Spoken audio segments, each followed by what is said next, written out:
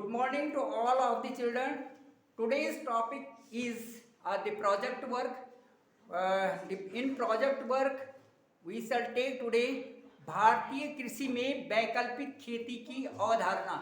ये हमारा टॉपिक होगा आज प्रोजेक्ट वर्क में भारतीय कृषि में वैकल्पिक खेती की अवधारणा।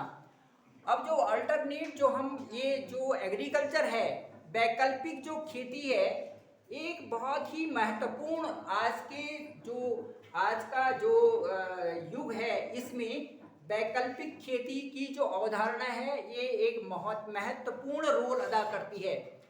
प्रोजेक्ट वर्क में आप टॉपिक को लिखेंगे एक पेज में, दूसरे पेज में आप लिखेंगे name, class, roll number and subject, और उसके बाद एक सर्टिफिकेट आप देंगे कि मैं इस विषय में इस प्रोजेक्ट वर्क को करना चाहती हूँ। तो प्रमाण पत्र एक आप देंगे, तीसरे पेज में ये होगा, चौथे पेज में आप आभार का एक सर्टिफिकेट देंगे, उसमें आभार व्यक्त करेंगे कि मैं अपने गुरुजन जिन्होंने मुझे इस सब्जेक्ट के लिए प्रेरित किया है।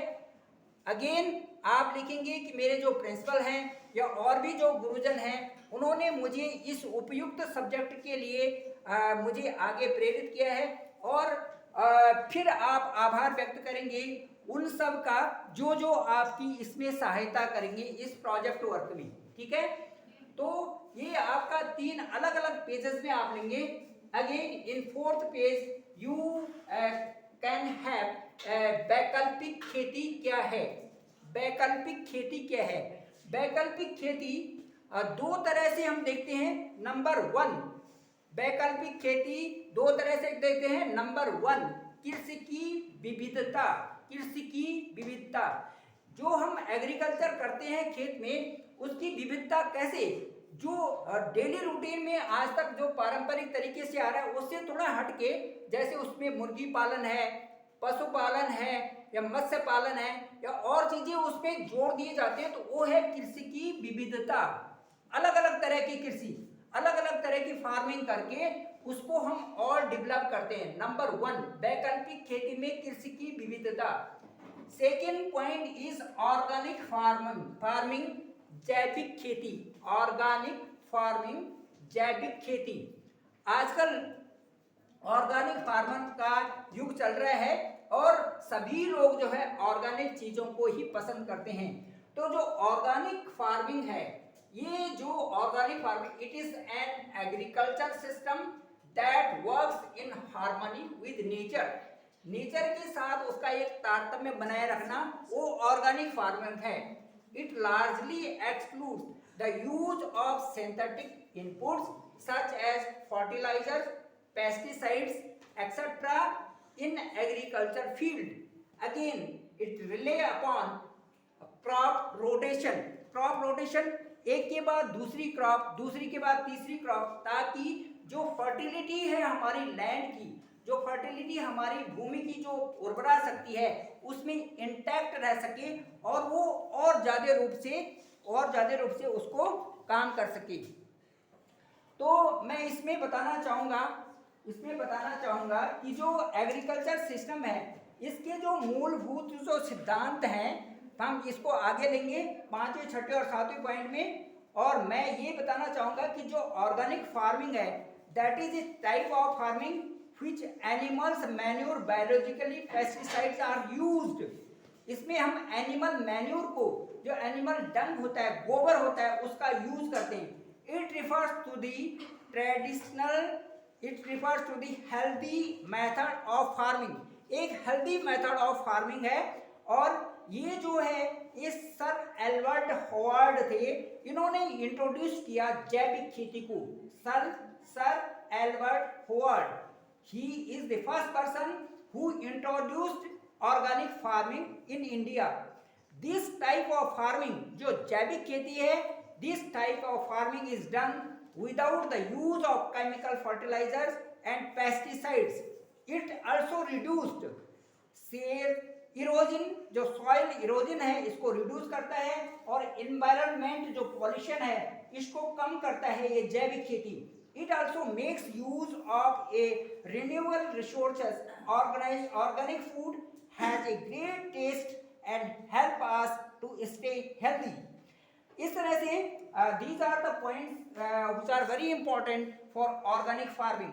ऑर्गेनिक फार्मिंग में कृषि की विविधता मैंने आपको बता दी और ऑर्गेनिक फार्मिंग जैविक खेती की आपको विशेषताएं बता दी.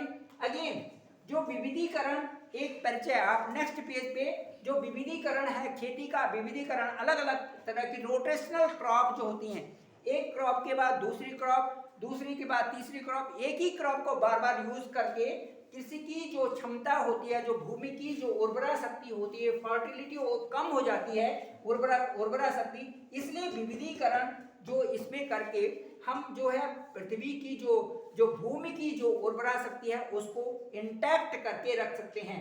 अगेन जैविक खेती में जो जैविक खेती के मूल सिद्धांत हैं, मूलभूत जो प्रिंसिपल्स हैं ऑर्गेनिक फार्मिंग के, जो principles of the organic farming है, that is first and foremost is स्वच्छता.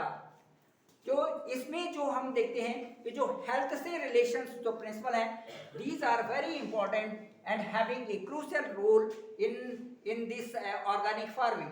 ऑर्गेनिक फार्मिंग में सभी लोगों को ये तो स्वस्थ रहते हैं और उन ऑर्गेनिक चीज़ों को खा करके जो है सब में स्वस्थता बनी रहती है, क्योंकि जो पेस्टिसाइड्स और केमिकल्स का यूज जो हम उसमें करते हैं उससे जो है भूमि की एक तो उर्वरा शक्ति भी खराब होती है और दूसरा जो है उससे जो ह्यूमन पे जो उस पर पड़ने वाले प्रभाव हैं वो दुष्प्रभाव होते हैं और उनसे जो है बीमारियां हो जाती हैं. जबकि ऑर्गेनिक चीज़ों से, जिसमें कोई भी हम इन चीज़ों का यूज नहीं करते, उससे खेती भी अच्छी होती है, मीठे फल भी होते हैं, अच्छी फसल भी होती है और साथ साथ में वो हमारे स्वास्थ्य के लिए बहुत अच्छा होता है.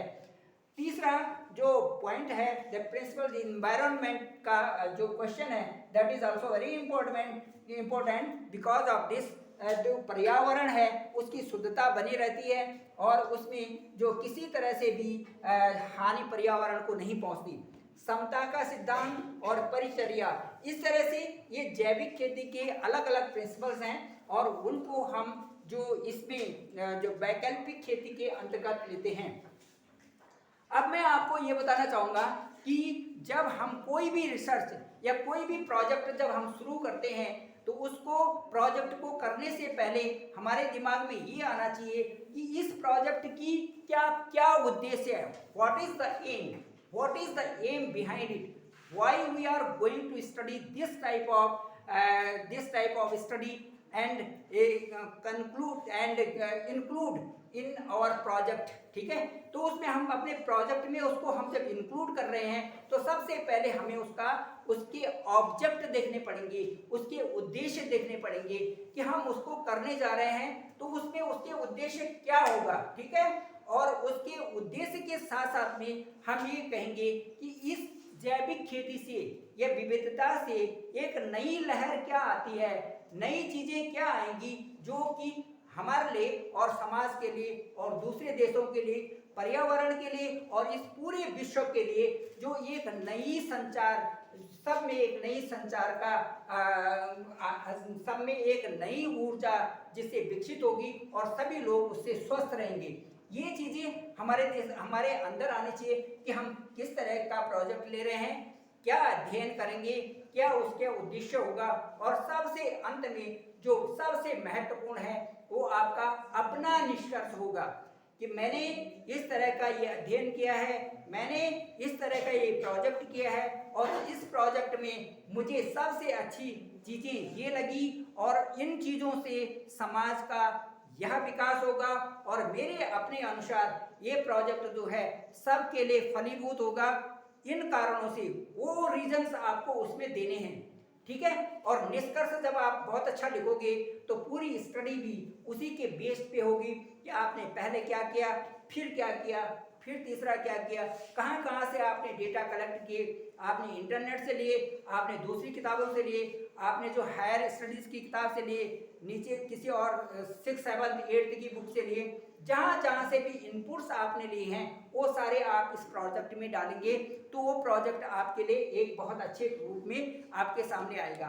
तो बच्चों ये आपका एग्जाम में आने वाला है क्लास 11th का जो प्रोजेक्ट होगा उसमें एक ये भी सब्जेक्ट आप ले सकते हैं। It depends upon you whether you choose this subject, भारतीय कृषि में वैकल्पिक खेती की अवधारणा। और फिर आप इसको एक प्रोजेक्ट फाइल इसकी बनाओगे तो उस प्रोजेक्ट फाइल में आपका ये इस तरह से इनपुट्स रहेगा और वो आपके लिए एक बहुत ही अच्छा साबित होने वाला है। Thank you very much.